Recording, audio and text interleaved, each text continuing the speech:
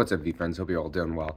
I wanted to talk today a little bit about VF2s and branding and some of the rare scenes and some other things that I have just, noticed and thought about. And if you find it interesting, great.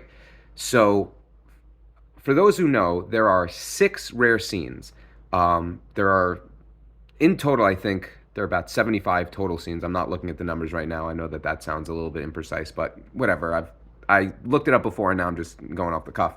Now there's about 81 total, but that's including some of the like the glitch NFTs and the clean white background and stuff like that.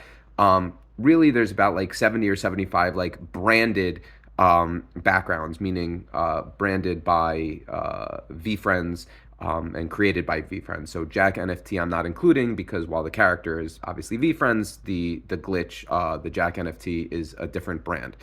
Now, when it comes to rare scenes, there are 6 of them. They are the hologram house, of which there are 16. There is the Honey Empire, hologram house, of which there are 10. The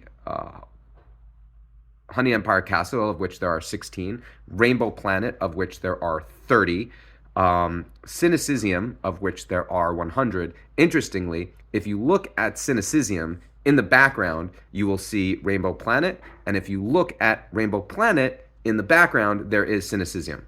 So those are those 4, and then there are also the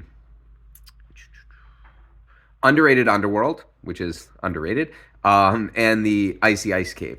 Now, one of the reasons that I am a real big fan of VF2s in general is that while with VF1s are the ultimate alpha, they're originally drawn by Gary, etc. VF2s, you get 2 pieces of branded IP instead of just 1. You get not only the character, and you also get, obviously, the scene.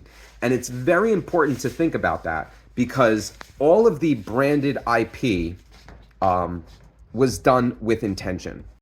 If we just think about it from from a business perspective, not from a business of selling or VeeFriends, but of actually just doing the work, all of these scenes involved strategy, involved design, involved a lot of planning and execution. And it wasn't just done haphazardly. It doesn't make sense to come up with all of these different scenes, all of this, essentially this world, and not use it for anything. Also, if you really study, which you don't have to, but if you study kind of some of the stuff that Gary does and talks about, one of the things, at least that I noticed, is that the Honey Empire Castle, which has not existed except for the VF2 scenes, it hasn't really been referenced anywhere. It hasn't yet been in any of the promotional materials. I don't think it's been in any of the comic strips. I don't know if I've seen all of them, but I've certainly seen a lot of them.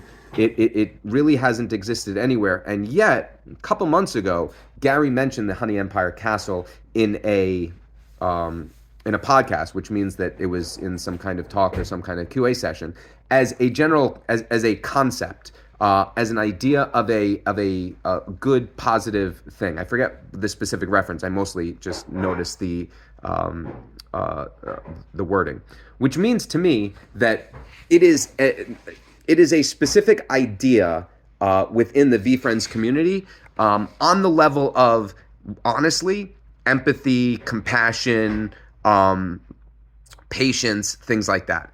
So that's something that I think is really important to think about, and one of the reasons that I am a big fan of VF2s. I may be mumbling a little bit, but I'm just going to put this out there and probably make another video. Have a good day, everybody.